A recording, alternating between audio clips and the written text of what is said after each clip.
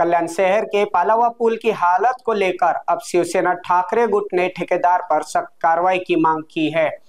Party के जिला प्रमुख दीपेश मात्रे ने प्रशासन को साफ चेतावनी दी है कि अगर जल्द कार्रवाई नहीं की हुई तो आंदोलन किया जाएगा। डोंबिवलीला आज पालावा पुलामुळे पूर्ण महाराष्ट्रामध्ये भारतामध्ये ओळख मिळालेली आहे।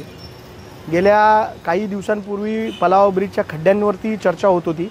आज त्यांनी पुनर्पुष्टीकरणाचं काम चालू केलेलं आहे, परंतु माझी प्रशासनाला विनंती आहे की जोपर्यंत त्या कॉन्ट्रॅक्टरवर कारवाई होत नाही तोपर्यंत शिवसेना उद्धव बाळासाहेब ठाकरे हा पक्ष गप्प बसणार नाही। नुसती त्याच्यावरती मुलामा लावून आपल्या चुक्या लपवण्याचं काम जर कोण करत असेल तर हे खपून घेतलं जाणार नाही। कॉन्ट्रॅक्टरवरती कठोर कारवाई करा आणि त्याला ब्लॅकलिस्ट करा ही आमची मागणी आहे। खर्च वाढला असं वाटत नाही का आपल्याला? अरे लोकांचे पैसे, टॅक्स पेअरचे पैसे तर वाया घालवायचं काम चालू आहे सध्या। पालावा पूल म्हणजे हा डोंबिवलीकरांना एक काय बोलतो आपण अशी बाब झाली आहे की लोकांचं नाव खराब व्हायला लागलं डोंबिवलीचं या पुलामुळे।